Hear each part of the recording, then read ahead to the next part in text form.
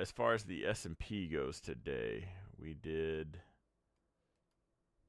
a whole lot of nothing. Okay, so we had the gap up yesterday. So we gapped up. We even pushed up. Now, most of that was pre-market. We came back down and closed right here.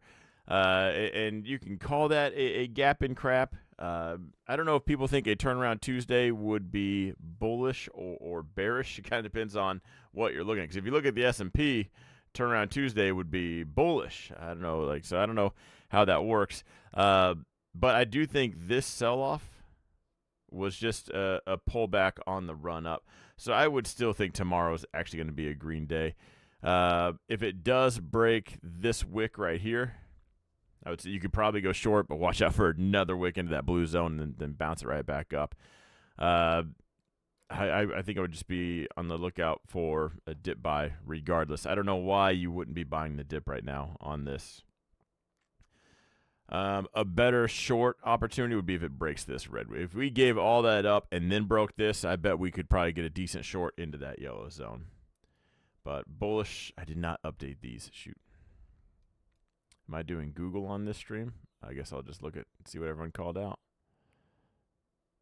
NVIDIA, no, I'll add Google right now for you. All right. S&P, or sorry, not S&P, the NASDAQ. So far, trying to get above this zone, but failing. We gapped into it, gave it our best shot. Bears kind of said no. I bet that's about to break.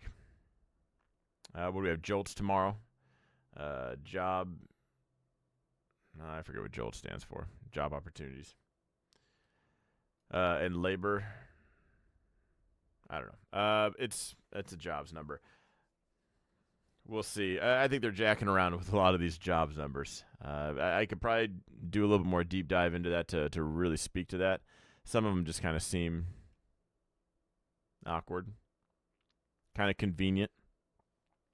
So I wouldn't expect that to stop. I expect it to continue, which is why I think that will end up pushing higher. I wonder if we'd get all-time highs this week.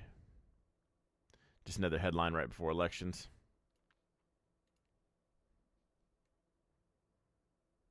Everything about that's still bullish. I saw a lot of bearish thumbnails today. I saw YouTubers talking about how it was a gap and crap, failed. Stock market is red. Fire in the thumbnail, all that.